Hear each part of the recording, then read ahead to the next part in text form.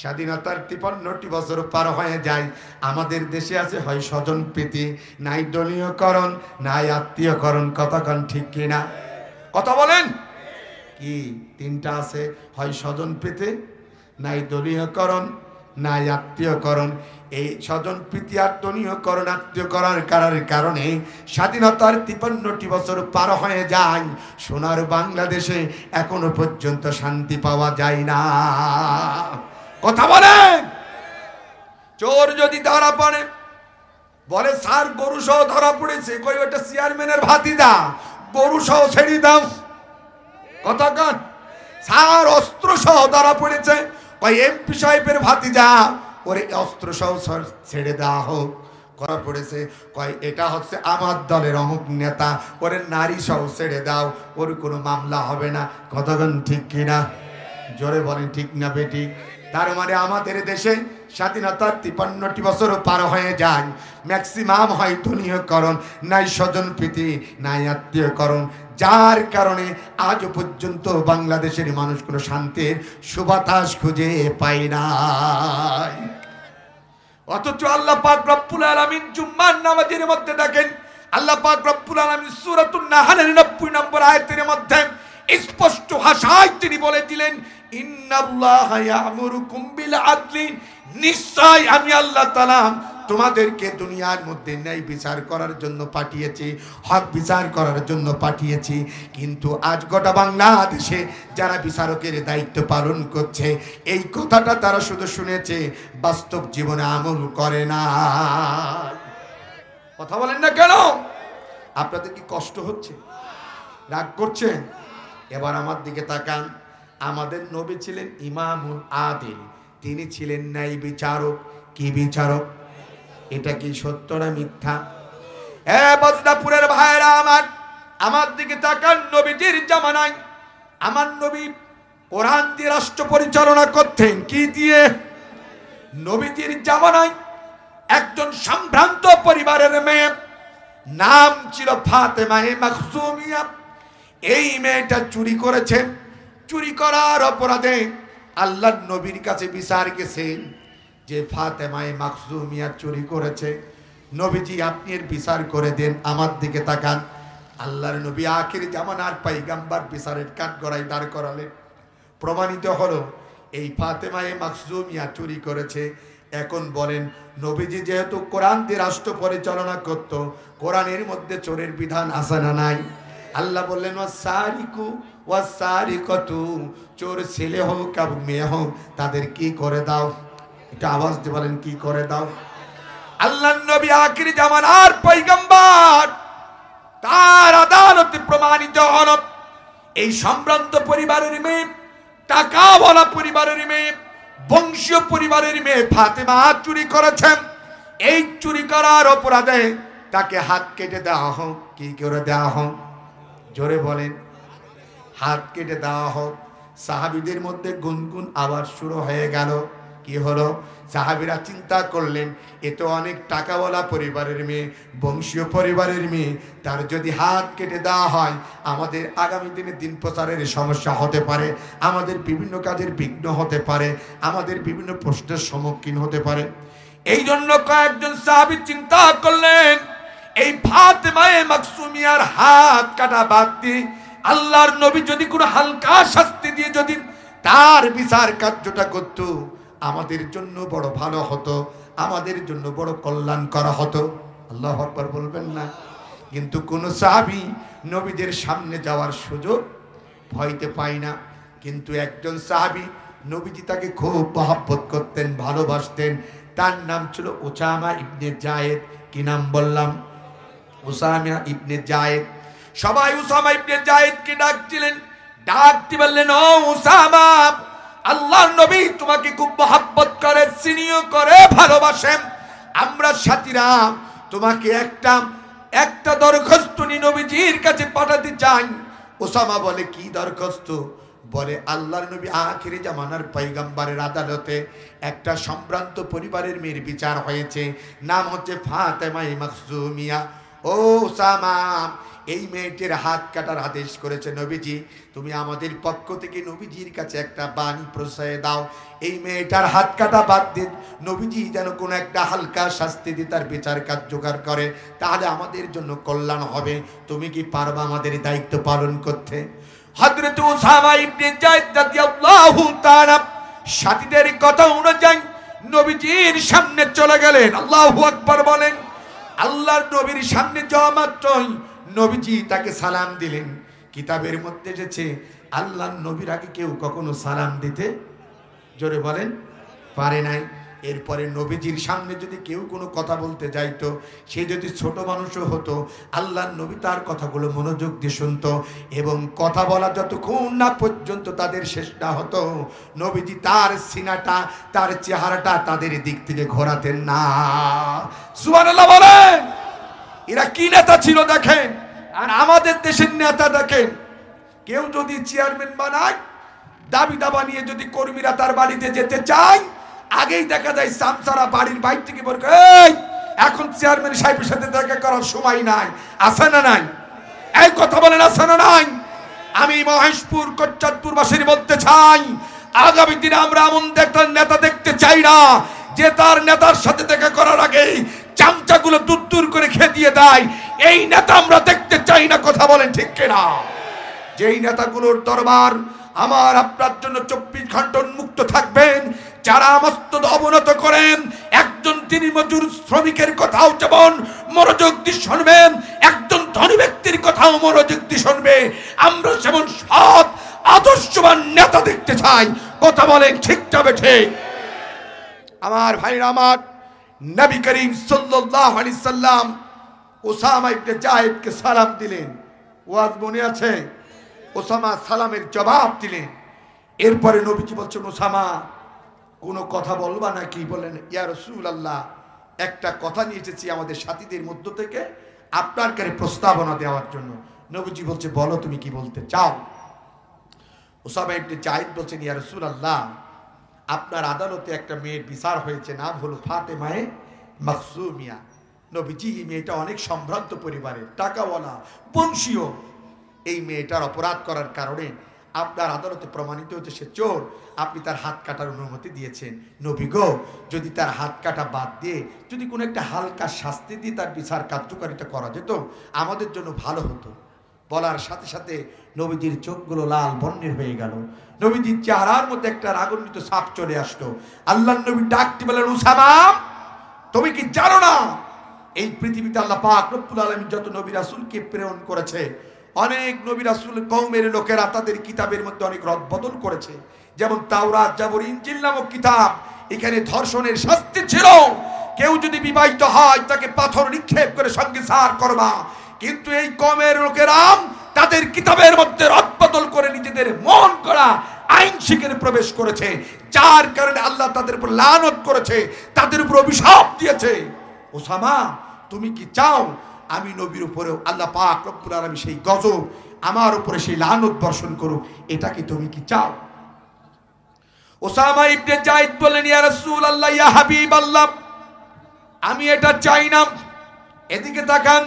তখন নবীজি ডাকতে বলেন, ওসামা, তাহলে তুমি শুনে রাখো, আজ সম্ভ্রান্ত পরিবারের মেয়ে ফাতেমায়ে মাখজুমিয়া কেন, আজ আমি মুহাম্মদ বিনতে ফাতেমা, আমি মুহাম্মদ বিনতে ফাতেমা, আজ আমার মেয়ে ফাতেমাও যদি চুরি করত আর আমার আদালতে যদি প্রমাণিত হতো, আমি মুহাম্মদ সাল্লাল্লাহু আলাইহি সাল্লাম ওই হাত কাটার আইন থেকে আমি পিছু পাও হতে পারতাম না।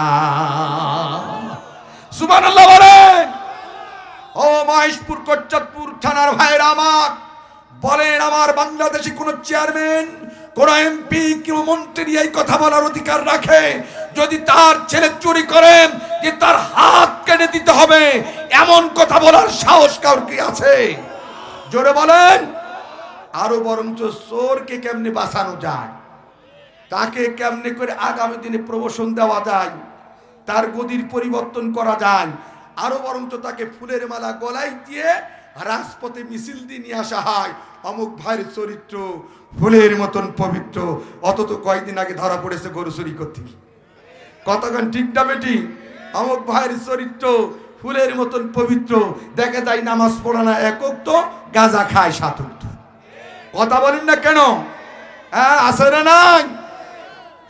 অথচ আল্লাহ পাক রব্বুল আলামিনের নবী কত বড় কথা বললেন, চিন্তা করেছেন? তিনি বলছেন, উসামা তুমি শুনে রাখো, আজ আমার মেয়ে ফাতেমাও যদি চুরি করত, আমি মুহাম্মদ সাল্লাল্লাহু আলাইহি সাল্লাম তার হাত কাটা থেকে এক কিঞ্চিত পরিমাণ পিছু পা হতে পারতাম। ইনারা ছিলেন ইমামুল আদিল, ন্যায় বিচারক। অথচ আল্লাহ পাক রব্বুল আলামিন কোরআনুল কারীমের সূরা নাহারের 90 নম্বর আয়াতের মধ্যে এই কথাটি স্পষ্ট ভাষায় বর্ণনা করেছে। জুম্মার নামাজ পড়ার পরেও, এই আয়াত শোনার পরেও আমাদের দেশে কি ন্যায় বিচার আছে?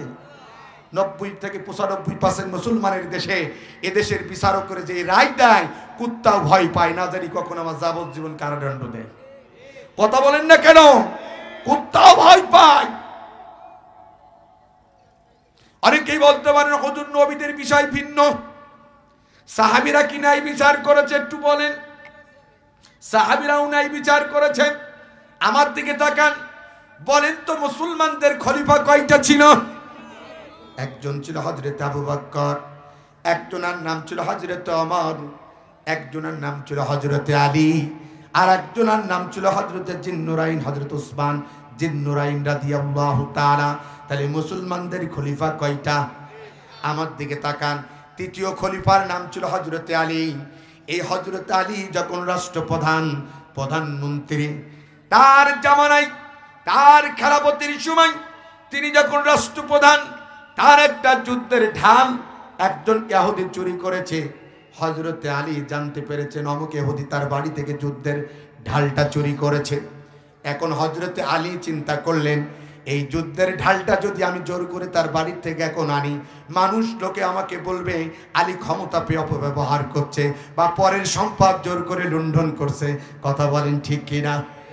হযরত আলী রাদিয়াল্লাহু তাআলা যুদ্ধের ঢাল যে ইহুদি চুরি করেছে, এই ব্যক্তির জন্য তিনি চলে গেলেন প্রধান বিচারপতির কাছে।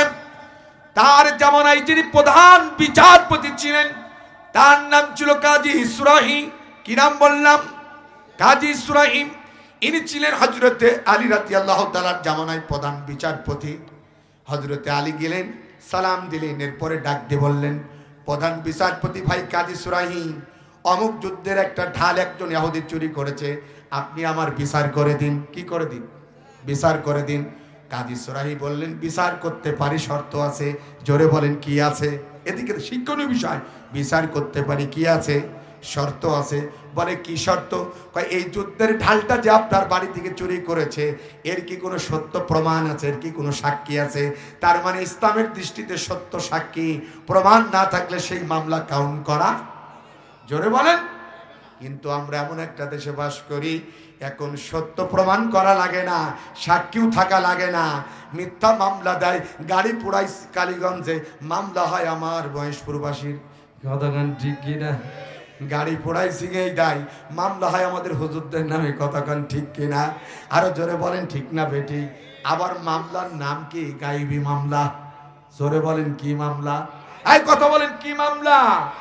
গায়েবী মামলা। কচ্চদপুর মহেশপুরের ভাইরা, আমার আব্বা জান বয়সের লোক, আমার উস্তাদ করে বসে আছে। ইসলামের দৃষ্টিতে কোনো গায়েবী মামলা, কোনো মামলা নাই, এই বলে কোনো মামলা নাই। যারা বাংলাদেশের গায়েবী মামলার প্রত্যাবর্তক, যারা গায়েবী মামলার আবিষ্কারক, নবীজির ভাষায় তারা মুসলমান নাই, তারা হলো কাফের এবং তারা হলো ইসলামের চূড়ান্ত দুশমন। জোরে বলেন। এই মিথ্যা গায়েবী মামলা দিয়ে আমার ঝিনাইদহবাসীকে, মহেশপুরবাসীকে ঘর ছাড়া করা হয়েছে, ব্যবসা প্রতিষ্ঠান থেকে বিতাড়িত করেছে, চাকরিচ্যুত করা হয়েছে। দিনের পর দিন তারা কলিজার টুকরা সন্তানকে দেখতে পারে নাই, মা বাপের খেদমত করে নাই, এমন খেদমত থেকে তাদেরকে বঞ্চিত করা হয়েছিল। কথা বলে ঠিক যাবে ঠিক? তারা আজ কোথায়? তারা আজ কোথায়? বলেন না কেন? কোথায়? পালাইছে। কেন পালাইলে বাবা? তোমরা তো মাইক্রোফোন পেয়ে বড় বড় কথা বলতে, খেলা হবে। কি হবে? খেলা হবে। আমরা বলে হবে খেলা, কিন্তু প্লেয়ার খুঁজে পাইনি। কতক্ষণ দেখা খেলা হবে? হবে খেলা, ঠিক আছে। কিন্তু খেলা খেলতে গেলে এটা একটা ফুটবল মাঠ মনে হচ্ছে। বলেন তো, ফুটবল খেলতে গেলে একটু নিরপেক্ষ রেফারি লাগে কি লাগে না? কথা বলেন, সত্য বলেন। যারা কালাকে কালা বলবে না, যারা সাদাকে সাদা বলবে না, ওটা মুসলমান নয়, ওটা মুনাফিক। কথা বলেন ঠিক কিনা? ওটা কি ফেক? বলেন, ফুটবল খেলা খেলতে গেলে একজন নিরপেক্ষ রেফারি লাগে কি লাগে না? ক্রিকেট খেলতে গেলে একজন নিরপেক্ষ আম্পায়ার লাগে কি লাগে না? যদি নিরপেক্ষ আম্পায়ার এবং রেফারি না থাকে, ওটাকে খেলা বলে না। কথা বলেন ঠিক কিনা? যারা অতীতে আমাদের ভাইরা খেলা খেলতে চেয়েছিল, কিন্তু আমরা একজন নিরপেক্ষ আম্পায়ার পাই নাই। যদি এই বাংলাদেশে একজন নিরপেক্ষ আম্পায়ার রেফারি থাকতো, আল্লাহর জাতের কসম করে বলছি, কোন স্বৈরাচার 17.5 বছর কেন 17 সেকেন্ড বাংলাদেশে টিকে থাকতে পারতো না। কথা বলে ঠিক যাবে ঠিক। কিন্তু আমরা দেখেছি খেলার ডাক দিয়ে আগেই পুলিশ, আগেই র্যাব, আগেই বিজিবি, আগেই অমুক, আগেই তমুকদের নিচে হাজির করত। কথা বলেন না কেন? আছে না নাই? আল্লাহ ছাড় দেয়, কিন্তু ছেড়ে দেয় বাড়াবাড়ি করা যাবে না। যাবে? ডাক করছেন নাকি আপনারা? ওয়াজ মনে আছে? মুসলমান ভাইরা আমার, আল্লাহ পাক রব্বুল আলামিন সূরা নাহলের 90 নম্বর আয়াতে প্রথম বললেন, দুনিয়ার মানুষেরা, আমি তোমাদেরকে কি বিচার করার জন্য পাঠিয়েছি? এই জোরে বলেন। এই ন্যায় বিচার আমাদের দেশে আছে। এর জন্য কি দরকার জানেন? কোরআন দরকার। ন্যায় বিচারের ভালো মানুষ শুধু থাকলে হবে না। এই জন্য দেশের ইসলামপন্থী মানুষের একটা স্লোগান দিচ্ছে, সব সমস্যার সমাধান। জোরে বলেন, সব সমস্যার সমাধান আল্লাহর আইন চাই। আল্লাহর আইন যদি না থাকে, আমার উস্তাদ বসে আছে, জিজ্ঞাসা করবেন, আল্লাহর আইন যদি বাংলাদেশে না থাকে, ন্যায় বিচার কোনোদিন করা সম্ভব নয়। তার কারণ চোরাচুরি করবে, আপনি ডারউইনের মতো বাদ দিয়ে তার বিচার করবেন, এরপরে পিলটোর আদর্শ দিয়ে তার বিচার করবেন, ওই ভারতের দালালদের দ্বারা বিচার করবেন, এরপরে ওই ব্রিটিশদের পদ্ধতি আইন দিয়ে বিচার করবেন। এদেশ থেকে কিয়ামত পর্যন্ত চুরি বন্ধ হবে না। আর কোরআনের বিধান অনুযায়ী একজন চোরের যদি হাত কাটেন, আর বাংলাদেশে যত টেলিভিশন আছে, Baishakhi, NTV, channel I, Diganta, 71 television, ATN news, ATN Bangla সহ আর যত জাতীয় পত্রিকায় আছে, এই চুরি করার দৃশ্য যদি কয়েক মিনিট খবরের মধ্যে দেখানো যায়, পত্রিকার হেডলাইনে যদি উল্লেখ করে দেওয়া যায় যে বাংলাদেশে একজন চোর ধরা পড়েছে, কোরআন দিয়ে তার বিচার হয়েছে হাত কাটা, আমার মনে হয় বাংলাদেশের চুরি করা তো দূরের কথা, মানুষের মধ্যে চুরি করার স্বপ্ন তাদের হৃদয়ের মধ্যে কোনোদিন জাগবে না। কথা বলেন। কষ্ট হচ্ছে আপনাদের? মনে আছে হযরত ওমর প্রধান বিচারপতি কাজী সুরাহির কাছে গিয়েছে। কাজী সুরাহি বলছেন, এই যুদ্ধের ঢালটা যে আপনার, এর কি কোনো সাক্ষী, কোনো সত্য প্রমাণ আছে? প্রধান বিচারপতি কাজী সুরাহি বলার সাথে সাথে হযরত আলী ডাকতে বলছে, ভাই, এর সাক্ষী এবং আমার কাছে আছে, সত্যতা প্রমাণ আছে। তখন প্রধান বিচারপতি কাজী সুরাহি বলছে, তাহলে একটা মামলা করেন। মামলা করা হলো, নির্দিষ্ট একটা তারিখ দিলেন, ওই তারিখে তাকে আসার জন্য বললেন এবং ইহুদিকেও তিনি ধরে আনলেন। হযরতে আলী হাজির, প্রধান বিচারপতি কাজী সুরাহি মাঝখানে বসা, ডান দিকে হযরতে আলী, বাম দিকে সেই ইহুদিকে দাঁড় করাই দিয়ে এবার প্রধান বিচারপতি বলতেছে, দেখবেন আমাদের দেশে বাদী আর বিবাদী যখন দুই সাইডে থাকে, তাদের কোন একটা ল্যাম্পপ্লেটে লেখা থাকে, যাহা বলিব সত্য বলিব, সত্য বই, বলেন না কেন, সত্য বই মিথ্যা বলিব না। কিন্তু আমরা এমন একটা দেশে বাস করি, ওটা পড়ানোর সাথে সাথে আমাদের দেশে মিথ্যা দিয়ে আদালত শুরু হয়। কথা বলেন।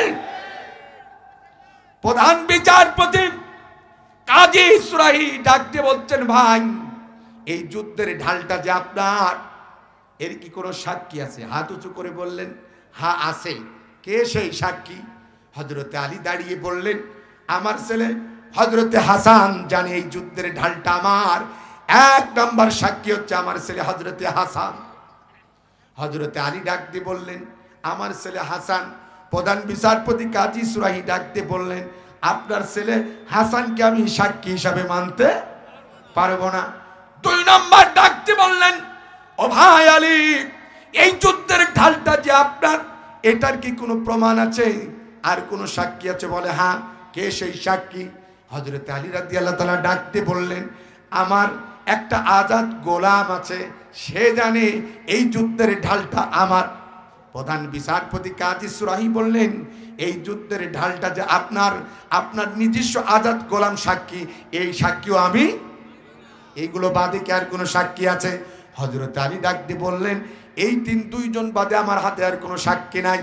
সাথে সাথে প্রধান বিচারপতি কাজী সুরাহি ডাক দিয়ে বললেন, ভাই গো, আপনি যতই রাষ্ট্রপ্রধান হন না কেন, আমি আপনার যতই নিয়োগপ্রাপ্ত প্রধান বিচারপতি হই না কেন, ইসলামের দৃষ্টিতে 3 জন সাক্ষী সমর্থ সঠিকভাবে উপস্থাপন না করতে পারার কারণেই এই যুদ্ধের ঢালটা প্রমাণিত হয়েছে এটা আপনার নাই, এটা এই ইহুদির। আমি ইহুদির দিকে এই রায়টা দিতে চাই। আমাদের দেশে কোন প্রধান বিচারপতির বাপের সাহস হবে? যদি রাষ্ট্রপ্রধান মামলা দায়ের করে, সাহস হবে তার এগেনস্টে মামলা দেওয়া? আমরা অতীতে দেখেছি, শুধু একটু সড়ক সংশোধনীর একটা রায় শুধু একটু উল্টাপাল্টা করতে চেয়েছিল এদের একজন হিন্দু বিচারপতি, নাম ছিল এসকে সিনহা, মনে আছে? এই জোরে বলেন, মনে আছে? শুধু একটা রায় আওয়ামী লীগের বিরুদ্ধে দিতে গিয়েছিল, তাদের বিরুদ্ধে দেওয়ার যেই না এই রায়টা দেবে, রাতারাতি আপনারা জানেন কিনা জানি না, তাকে পাগল বানিয়ে শাহজালাল এয়ারপোর্ট থেকে সিঙ্গাপুরে পাঠিয়েছিল। কথা বলেন ঠিক তবে ঠিক? অতএব পৃথিবীর কোন স্বৈরাচার তাদের এগেনস্টে কোন রায় গেলে মেনে নিতে পারে। অথচ ইসলামী মূল্যবোধে ব্যক্তিত্ব মানুষগুলো, তাদেরকে ইসলাম এটাই শিক্ষা দিয়েছে, যদি তাদের এগেনস্টেও যদি বিচার ব্যবস্থা রায় চলে যায়, সে যদি রাষ্ট্রপ্রধান হয় তবু তাকে মেনে নিতে, জোরে বলেন, মেনে নিতে। প্রধান বিচারপতি কাজী সুরাই যেইটা বললেন, ভাই আলী, এই যুদ্ধের ঢালটা আপনার না, এটাই প্রমাণিত হয়েছে, আমি ইহুদির দিকে রায়টা দিয়ে দিলাম। ইহুদি খুশি হয়ে যুদ্ধের ঢালটা পেয়ে আদালত থেকে বের হয়ে যায়। আর হযরতে আলী রাদিয়াল্লাহু তাআলা আদালত থেকে বের হয়ে যায়। এবার ওই ইহুদি হযরতে আলী রাদিয়াল্লাহু তাআলা যে রাস্তা দিয়ে হেঁটে যায়, পেছন দিক থেকে ডাকতে বলে, ভাই আলী একটু দাঁড়াও। হযরতে আলী থমকে দাঁড়িয়ে যায়, পেছনের দিকে তাকিয়ে দেখে সেই ইহুদি যে তার যুদ্ধের ঢালটা চুরি করেছে, ঢাল হাতে দাঁড়ানো। ডাকতে বলে, ও ইহুদি, যুদ্ধের ঢাল তো তোমার দিয়ে দিয়েছে প্রধান বিচারপতি, আমার তো এই যুদ্ধের ঢালের প্রতি আর কোনো অভিযোগ নাই, কোনো দাবি নাই, এরপরও কেন তুমি আমাকে পেছন দিক থেকে ডাকো? ইহুদি ডাক দিয়ে বলে, ভাই আলী, এই যুদ্ধের ঢালটা আমার নাই, এটা আপনার। এই মুহূর্তে আমি আপনাকে যুদ্ধের ঢালটা ফেরত দিতে চাই। আল্লাহু আকবার বলবেন না? হযরতে আলী ডাক দিয়ে বলে, বলেন কি ভাই? বলে, ভাই গো, আমি একজন ইহুদি, অন্য ধর্মের মানুষ। আমি সারা জীবন শুনেছি মুসলমানদের বিচার ব্যবস্থার মধ্যে কোনো স্বজনপ্রীতি হয় না, মুসলমানদের বিচার ব্যবস্থার মধ্যে কোনো দলীয়করণ হয় না, কোনো আত্মীয়করণ হয় না। সে যদি রাষ্ট্রপ্রধান হয় আর তার এগেনস্টের মামলার বাদী যদি অন্য ধর্মের হয়, তাদের মামলা সঠিক মামলা, এই মামলার মধ্যে কোনো ধানাই ফানাই চলে না। তাই আমি যেদিন থেকে এই কথাটি শুনেছি, আমি ইচ্ছা করে আপনার বাড়ির থেকে এই যুদ্ধের ঢালটা চুরি করেছি, আপনাদের বিচার ব্যবস্থাকে জাস্টিফাই করার জন্য, মুসলমানদের বিচার ব্যবস্থা দেখার জন্য, জাস্টিফাই করার জন্য। আপনি একজন রাষ্ট্রপ্রধান, আপনার বাড়ি থেকে আমি এই যুদ্ধের ঢালটা চুরি করেছি, এই জন্য আজ আমার বিচার ব্যবস্থা জাস্টিফাই করা হয়ে গেছে, মুসলমানদের বিচার ব্যবস্থা দেখা হয়ে গেছে। ও ভাই আলী, এই নাও, আমার যুদ্ধের ঢালটা আমার নাই, এটা আপনাকে ফেরত দিয়ে আমি এই মুহূর্তে দায়ী মুক্ত হতে চাই। পাশাপাশি যেই মুসলমানদের বিচার ব্যবস্থা এত চমৎকার, এত সুন্দর, সেই ইসলাম ধর্মটা আপনার হাতে হাত রেখে এই মুহূর্তে আমি কালেমা পড়ে মুসলমানিত্ব গ্রহণ করতে চাই। সুবহানাল্লাহ বলবেন না? ও বজরাপুরের ভাইরা, মহেশপুরের ভাইরা, কোটচাঁদপুর ভাইরা, আগের জামানায় মুসলমানদের বিচার ব্যবস্থা দেখেন ইহুদিরা মুসলমান হয়েছে, মুসলমানদের বিচার ব্যবস্থা দেখেন অন্য অন্য ধর্মের মানুষেরা মুসলমান হয়েছে। আর এখন মুসলমানদের বিচার ব্যবস্থা দেখে কুত্তাও ভয়ে পালায়, না জানি কখন আমার যাবজ্জীবন কারাদণ্ড দেয়। কথা বলেন, জোরে বলেন। অথচ আল্লাহ পাক রব্বুল আলামিন এই সূরা নাহালের 90 নম্বর আয়াতের মধ্যে তিনি কি বললেন? ইন্নাল্লাহা ইয়া'মুরুকুম বিল আদলি। ও দুনিয়ার মানুষেরা, যারা তোমরা রাজনীতি করো, যারা তোমরা বিচারকের দায়িত্ব পালন করো, যারা চেয়ারম্যানই করো, যারা উপজেলা চেয়ারম্যানই করো, যারা মেম্বারই করো, যারা সমাজ প্রতিনিধিত্ব করো, খবরদার তোমরা ন্যায় বিচার করবা, ন্যায় বিচার করবা। আমি আল্লাহ তোমাদেরকে ন্যায় বিচারের জন্য পাঠিয়েছি। জুম্মার নামাজে ইমাম সাহেব খুতবার মধ্যে এই কথাটা প্রতি জুম্মার নামাজে বলে, কিন্তু আমার দেশের শাসকেরা, আমার দেশের রাজনীতিবিদরা শুধু শোনে আর ওই করিম চাচার মতন ইয়াইজুকুম লাআল্লাকুম তাযাক্কারুন বলাও সারা, ধরে বলেন না কেন, দাঁড়ানো সারা। এই চরিত্র কি আমাদের সারা জীবন থাকবে? এটার কি পরিবর্তন হওয়া দরকার আছে না নাই? কারা কারা ন্যায় বিচারের পক্ষে দিয়ে হাত তুলে আল্লাহকে দেখান। নারে তাকবীর, নারে তাকবীর। আল্লাহ কবুল করুক বলেন আমি। ন্যায় বিচার যদি পৃথিবীতে থাকে তাহলে সুখ হবে না অসুখ বাড়বে? আপনারা কি চান? তো এই ন্যায় বিচার প্রতিষ্ঠা করতে হলে ওয়াতাসিমু বিহাবলিল্লাহি জামিয়া, আমাদেরকে একতাবদ্ধ হয়ে আল্লাহর রুজুকে শক্ত করে ধরতে হবে। এদেশের খোদাভীতি, তাকওয়াবান, আল্লাহর পক্ষে যারা কাজ করে, দ্বীনের পক্ষে যারা কাজ করে, মুসলমানদের জন্য যারা কাজ করে, তাদের হাতকে শক্তিশালী করবেন ইনশাআল্লাহ। 2 নম্বর, সব কথা বলবো না, শেষের দিকে এসেছি, ওয়াল ইহসান। আল্লাহ তাআলা বলেন এই পৃথিবীতে যত প্রাণীকুলকে আমি সৃষ্টি করেছি সকলের প্রতি তোমাদের কি করতে হবে? বলেন না কেন, কি করতে হবে? আর ইহসান আছে, আছে। আর আমরা বিগত সরকারের আমলে দেখেছি, এই যে ঝিনাইদহ জেলার কালীগঞ্জে বাড়ি একটা ছেলের নাম ছিল আবু জর, নাম শুনেছেন? আমি যেদিন আবু জরের বাপের সাক্ষাৎকার নিতে গিয়েছিলাম, ওর বাপ একজন সেলুনের দোকানদার। আমি যখন গেলাম, আবু জরের বাপ যখন কথা বলছে আমার চোখে পানি চলে আসছে। আমার সাথে ছিল কালীগঞ্জের ইমাম সমিতির সভাপতি মাওলানা রুহুল আমিন ভাই, উনি আমাকে সাথে করে নিয়ে গেলেন। ছেলেটি জুম্মার নামাজ পড়ে ফিরতেছিলেন, বাড়িতে ঢুকবে, ঠিক ওই মুহূর্তে তাকে অ্যারেস্ট করেছে সাদা পোশাকে। তুলে নিয়ে যাওয়ার পরে বাড়িতে হইচই শুরু হয়ে গেল। প্রশাসনের কাছে গিয়েছে, তৎকালীন এমপি সাহেব যিনি আনার, যেনাকে টুকরো টুকরোকে হত্যা করা হয়েছে, তার কাছে পর্যন্ত গিয়েছে। তিনি বলেছে আমাদের কোনো সন্ধান নেই। পরবর্তীতে আমার আবু জরের বাপের কাছ থেকে, মুখ থেকে শোনা, তিনারা প্রেস ব্রিফিং করেছিলেন সাংবাদিকদের নিয়ে। আমার কলিজার টুকরা সন্তান আবু জর গেফারি এদেশে যদি রাজনৈতিক কোনো কারণে যদি কাউকে কষ্ট দিয়ে থাকে, রাষ্ট্রীয় যে আইন আছে ফৌজদারি আইনে, তাকে শাস্তি যেটা দেবে আমাদের পরিবার, তা আমরা মাথা পেতে নেব। প্লিজ তোমরা আমার কলিজার টুকরা সন্তান আবু জরকে ফেরত দাও। তোমরা যদি অ্যারেস্ট করে থাকো তাহলে আমাদের কাছে বলো। 1 নয় 2 নয়, এরকম কয়েকটা দিন পার হয়ে যায়, তবু তারা অস্বীকার করে। এক পর্যায়ে আপনাদের মেসেজটা দিয়ে যায়। আবু জরের আব্বাকে দূর থেকে একটা টেলিফোন এসে বলে, তোর সন্তান অমুক মাঠের মধ্যে পড়ে আছে।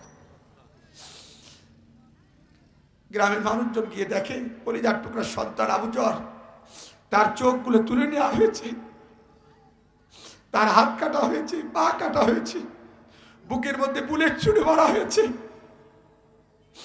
বজ্রপুর, মহেশপুর, কোটচাঁদপুরের ভাইয়েরা, অথচ আল্লাহ পাক রব্বুল আলামিন আজ থেকে 1450 বছর আগে তিনি কোরআনুল কারীমের মধ্যে পড়লেন, ও দুনিয়ার মানুষেরা, ওয়াল ইহসান, আমি আল্লাহ তোমাদেরকে পৃথিবীর মধ্যে যত প্রাণীকুল সৃষ্টি করেছি, অনর্থক কোনো প্রাণীকুলকে তোমরা কষ্ট দেবে না, তাদেরকে হত্যা করবে না। কিন্তু কি নির্মম, কি নিষ্ঠুর আমার ভাইয়ের সাথে আচরণ করা হয়েছে। কথা বলেন ঠিক তবে ঠিক।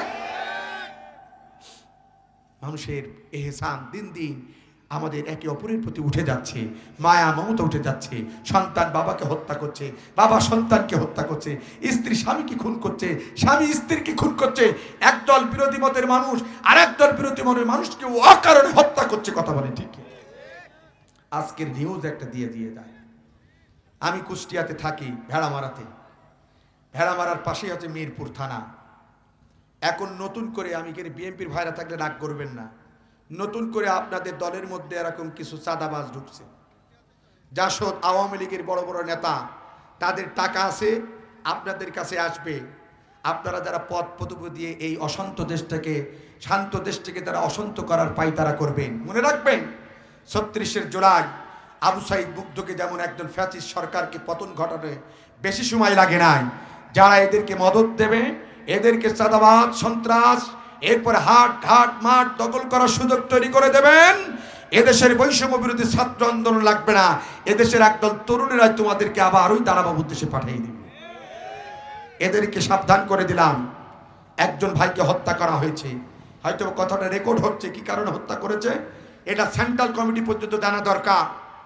আপনারা জানেন দেশনেত্রী বেগম খালেদা জিয়া, মাওলানা মতিউর রহমান নিজামী এবং আলী হাসান মুজাহিদ সাহেব এবং আমাদের নেতাদেরকে কত ভালোবাসতেন, এই ইতিহাসটা একটু ভালো করে জাস্টিফাই করে দেখবেন। কত মহাব্বত করতেন। আপনি কত কোথাকার আতি নেতা আর পাতি নেতা, আপনারা তো লাফালাফি করছেন, কেউ গদি হারানোর ভয়ে, কেউ এরকম পাগলের মতন অনেক প্রোপাগান্ডা ছড়াচ্ছেন। আপনারা এখন আপনাদের জাতি চেনে, আপনারা কত বড় মুনাফেক জাতি জানে। চাপাই নবাবগঞ্জের একজন আছে, নাম নেব না, অলরেডি ফেসবুকে ভাইরাল, ঠিক না বেটি? নাম কি বলা লাগবে? চেনেছেন? মাঝে মাঝে কোরআনের রেফারেন্স দিয়ে কথা বলে উনি। হ্যাঁ হ্যাঁ, আমি নাম বলতে চাই না, সাবধান। আমার ভাইকে হত্যা করা হয়েছে আমার মিরপুরের বারুইপাড়া একটা মাধ্যমিক বিদ্যালয়ের, এদিকে কথাগুলো শোনেন, বারুইপাড়া